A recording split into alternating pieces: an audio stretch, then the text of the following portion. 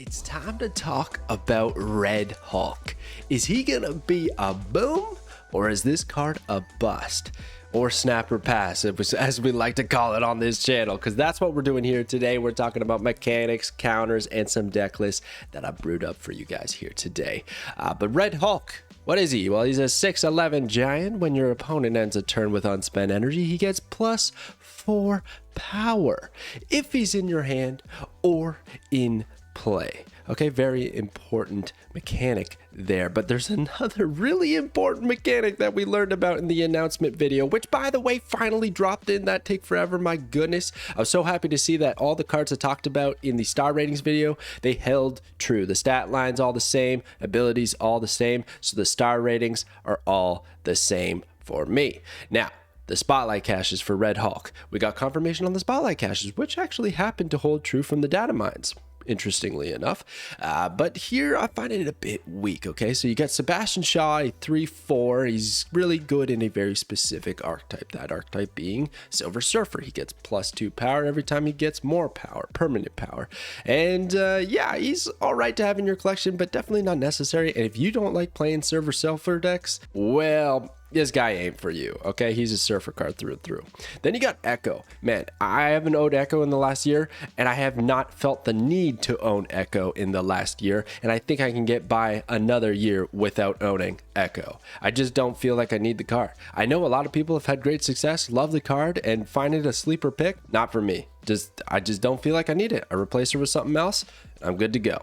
So anyways, that's the spotlight cache. It's kind of weak in my opinion, which makes it really difficult because, spoiler alert, I think this might be the strongest card this month. And for good reason, okay? I've got some reason to back it up.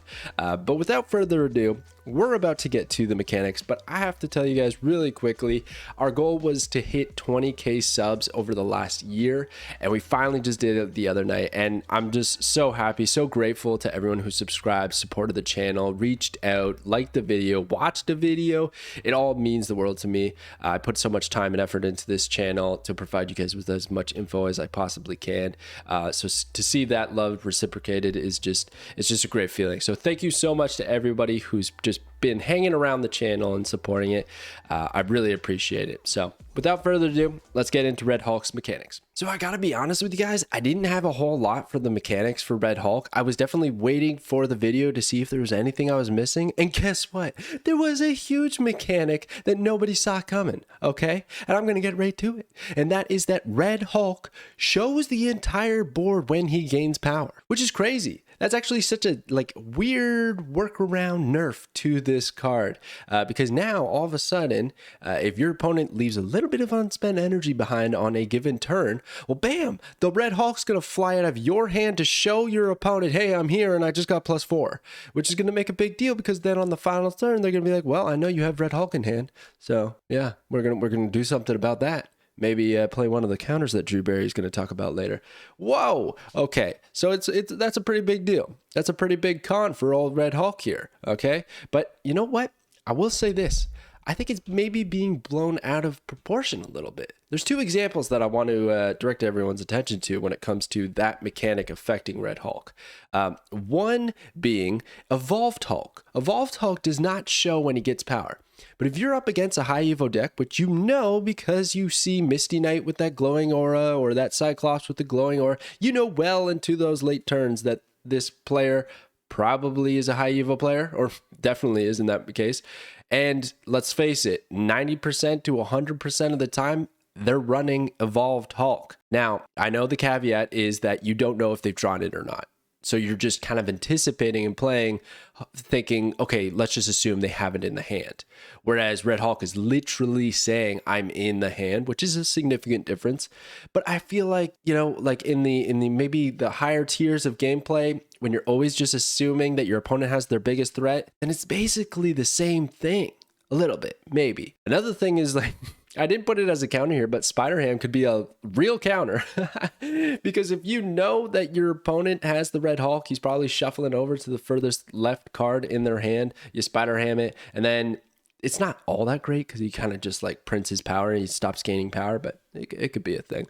And lastly, the last thing I want to compare this to is APOC. Apocalypse shows everybody when he's discarded, because he's a discarded card, that he gets discarded and he comes back with that bonus power. And that's kind of what Red Hulk is doing whenever the opponent leaves a little bit of unspent energy on the table. So anyways, I don't think it's as crazy as folks are saying, but it's definitely a significant enough change to make this card, from my opinion, like really super broken to probably pretty good. Okay, so the other two things is the quantity of unspent energy doesn't matter. Okay, so if they pass turn 5 with 5 unspent energy, that's just a single trigger for Red Hulk, because it's an end of turn trigger. He's just looking if there was any unspent energy in a turn passed on by your opponent. Well, that's going to give you 4 power for that turn, which brings me to some of the pros. So I think it's really, really easy and actually just basically hands off the wheel for 1 or 2 turns of unspent energy left behind by your opponent. Like, I think it happens in like 90% of games. It's so hard to actually fill out your curve to just play out all the available energy. So that's just going to make Red Hulk a 15 or 19. Even if you don't draw him right away, I think you're probably going to be fine and safe to just get a 15 power Red Hulk, which is awesome. You look at Giganto as 614 that has to be played to the left. This has more power. Destroyer, 616 plus 1 power, but it destroys your entire board, which could be a benefit. But I think you guys get the idea that this is a high power 6-drop for very little effort. And then the other thing is the maximum amount of power. You can get this guy up to 39. You play Magic, you put Limbo out. Somehow your opponent just keeps seeing Red Hulk pop off as he continues to show himself growing on the board, and he goes all the way to 39. That would be sick. And there is a counter I actually have ready for you guys that could actually take advantage of that. It's going to be hilarious. Okay, and then the last mechanic as I bounce around this sheet right now is that it's not permanent power, it's gained power. Similar to how Evolved Hulk can get smacked with Shadow King and lose all his power. So can Red Hulk. He can lose his power from Shadow King. It's very rare instance, because really you'd be going from like 15 to 11. Probably not the best counterpay. It's a thing. So as I'm bouncing around here, the biggest pro that I see with this card is that it is a big power card. I'm not sleeping on big power cards anymore. And I've said that for the last while, the last 3 months. And guess what? I've been right. I hate to say it, but like I said, Mockingbird was going to be the best card of March. I would say it'd be between her and Hope Summers. Ended up being clear top tier cards above everything else, because it's just good stats for low energy. And then you got Cull Obsidian. In my opinion, as the dust has settled, I think he turned out to be the best card of that respective month. Maybe it's because of Thanos, but stats win games. Power is what you need to win locations and win games. So it just time after time we've seen this happen in Marvel Snap, where if it's energy cheat or it's high power, those cards just work. With the way Marvel Snap is built, they win games. So I just think that Red Hulk will find a way to win games, and he has a lot of great synergies as well, as we'll get into. Some of the cons is that your opponent has control over Red Hulk's power. Should they choose to continue to, fill out their curve, well, you're not going to have a very powerful Red Hulk. And because now that they know if you have Red Hulk in hand or not, they can make that decision a little bit easier, or put a little bit of urgency in playing out their hand to make sure that they have no unspent energy left behind. And then lastly is that this is draw reliant, right? You want to draw it early enough so that you can start to harvest that unspent energy into power, especially the early turns. I think the early turns are probably skipped the most. You look at a lot of decks and they don't have a 1-drop, or they don't have a 2-drop even sometimes, or whatever, then if they only have one of those cards and they don't draw it early, then they're not playing anything early. So I find a lot of the times turn 1 is skipped, turn 2 maybe just a 1-drop is played. Like, that's like frequent instances of unspent energy. And then there's even locations like the one that with the rocks, Collapse Mine and whatnot, or even Project Pegasus giving too much energy and then you can't actually make use of it all, or you don't want to because you have tech cards or something like that in your hand. So anyways, those like first 3 turns I feel like are kind of crucial to draw Red Hulk, have them in your hand so we can grow to those power totals that you actually want. So yeah, those are the pros, cons, and mechanics that I see with Red Hulk. But how do we counter this guy? How do we take him out? Because that first week of the month is chaos and everybody gets all these new cards. So you're going to see him in your games. Let's check out how to counter them. All right, so I got some spicy counters here for you today. So the first one that I want to talk about, the most excited, is Leader. Leader was the most annoying card about a year ago, even more than a year ago. He ran the meta and then he got murdered by the developers in the balance team. And he's not really seen play since. Not significant play, not meta dominance like he once did. I think he could be really good against the Red Hulk. I mean, think about it. You leave some unspent energy. You see that Red Hulk growing. You know they have it in your hand. And if they haven't played Magic and there's no Limbo or something, and it's that final turn, and you know they have Red Hulk still in hand, I think you could pretty safely play Leader and know you're going to just take that Red Hulk for all of his good power. And I love it. And you fill out the curve so it doesn't get the bonus power, which wouldn't even be that big of a deal because you'd have two of them. Or maybe they somehow leave a little bit of unspent energy. Who knows? Very interesting, right? I think a lot of people are going to end up cheating out Red Hulk, which might not make this a very relevant counter with all the energy and whatnot, which we'll get to. But hey, I still kind of like it as a fun little option to play Leader. And then Shang-Chi, obviously, you smack Red Hulk in the face, he goes bye-bye. Pretty good in every scenario because he's at base 11 power. Shadow King, maybe. I don't love Shadow King as a counter, but it's undeniably going to remove some of the power from Red Hulk should he grow a bit. Quicksilver, anybody? April Fools, gotcha. Well, kind of. Because if you think about it, you can use Quicksilver and Domino to fill out your early curve, and Red Hulk's not going to grow in power. But now, in a way, you'd almost want to know if it's in the hand or not, just in case. So yeah, I'm just kind of memeing on you a little bit there. Cannonball. Well, Red Hulk more than likely is going to be the highest power card in a given location. Should you junk up a location or lock down or whatever a different location, then you play Cannonball, you have a good chance to destroy Red Hulk. Or in a fairly good scenario, you just move him away, which is probably your opponent's win condition to play Red Hulk at a location. So I kind of like Cannonball as a counter, even though I don't know if he's really taken off. He's been a little bit clunky, and almost every time you'd probably rather Shang-Chi. So it's tough. And then you got Goose. Goose obviously is going to stop Red Hulk from being played at Goose's location. So that seems pretty good. But the thing about these counters is just about all of them get wrecked by the synergistic cards that can be paired with Red Hulk, which you're gonna see right now. Red Hulk has a lot of friends, in my opinion. So Kyra probably being the main one, which is kind of cool thematically, how we have all of these Hulks getting protected by Kyra and stuff, and the Hulk verse is really coming together. But it's also a little bit annoying because you throw out Kyra early, and then it's just hard to stop all these big threats. Like destroying them with Shang-Chi is like the number one threat. He keeps the meta in check in a way. He's the number one moderator, but he gets shut down by Kyra pretty hard, unfortunately. But yeah, anyways, she's a great pair. She's going to keep Red Hulk alive no matter what, unless she gets shut down with her ongoing. But then your opponent's doing all this work just to do that. Not really worth it. And then the other ones would be like Scar, because Red Hulk has 11 power. Scar's going to get discounted for 11 if you can cheat out the Red Hulk early, which we know is very possible nowadays.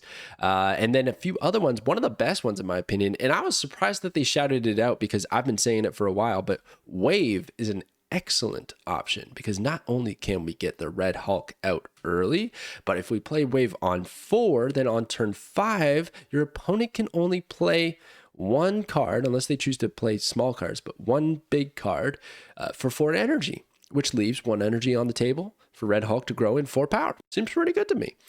So you get Red Hulk out early and a little bit of bonus power. Your opponent does get a big threat, but probably not as big as the Red Hulk. So seems pretty good. And then there's things like Iceman, start bricking your opponent's hands so they can't play stuff when they want to. The curve gets all messed up and they leave unspent energy behind. Certainly good. You could even look at Baron Mordo possibly as a synergy because they draw a 6-drop that they can't really play whenever they want. I don't know about that, but there you go.